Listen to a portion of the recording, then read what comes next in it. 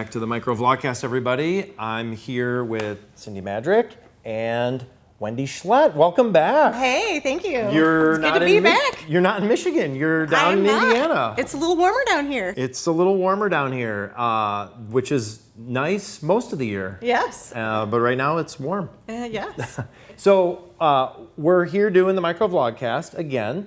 We don't know what season this is, but this season in particular is focused on how Cornerstone and Foresight have come together.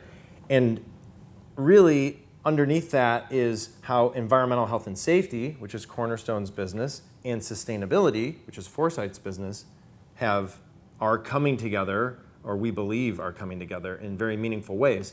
And Wendy, you used to be in environmental. You used to work at places just like Cornerstone back in the day. I did. So tell us a little bit about your career arc and where you were, and then how you kind of got into sustainability. You bet. So I'm not going to identify years because that is just not a cool thing these years. We're all in our early 20s, guys. Absolutely. So I'm actually a hydrogeologist by education, and that led me into environmental consulting, starting with site remediation, investigation, and cleanups in manufacturing sites.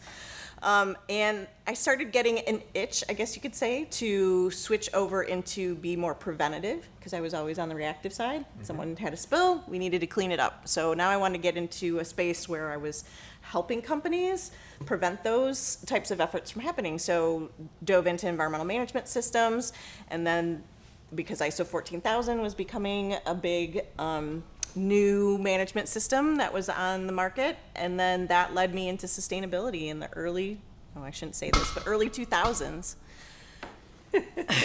There's a light right there in case you heard that. Yeah. Oops. We're doing it live. So you got into sustainability when? In the early 2000s. Okay, so you've been doing sustainability now for a little while. Just a little while. Full time really since 2013, so over a decade full time. But in those early days, there was a lot of conversation, diving into concepts like, what does this mean? How do we apply this? Where does this fit into manufacturing? So there was just been a lot of talk over the years, and that background in environmental compliance was really helpful to make the transition.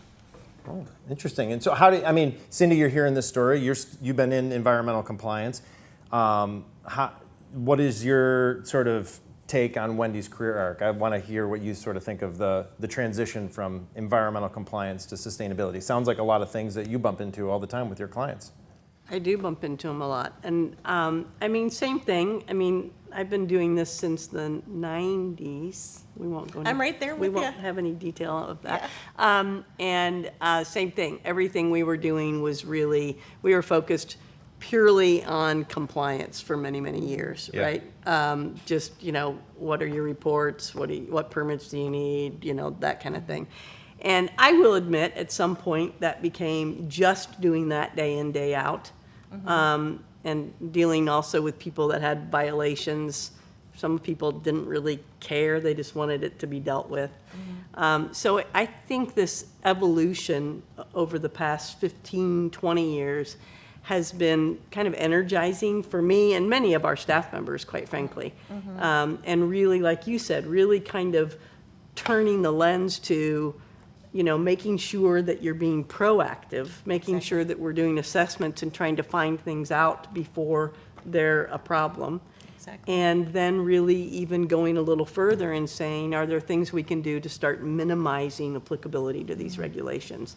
So it's been an exciting evolution, and I think it's just a little more fun when you're looking at it from both sides. Compliance will always be important. Yeah, Yes. 100%. But to be able to look at it from that standpoint, and especially, quite frankly, this is one of the many reasons I'm so thrilled with this merger, because we could only take that proactive so far, because a lot of that led into, energy reduction and that sort of thing, and that's not where our expertise lied. So it's so complementary. Absolutely, and it's been fun to watch companies look at sustainability, or at least investigate sustainability, starting from that space of environmental compliance and compliance assessments, and begin to dive into the risk space. Yeah. Well, I love that. Both your personal, professional journeys have like seen similar things, and really, I think in a lot of ways manifest like how these companies have like come together and why. And in the next couple episodes, we'll talk more about market trends and what our customers are asking for and how these two disciplines are actually like linking up. So tune in next time to hear more from Cindy and Wendy. Thanks. I love how the video of that is just going to be me reaching up into like nothingness.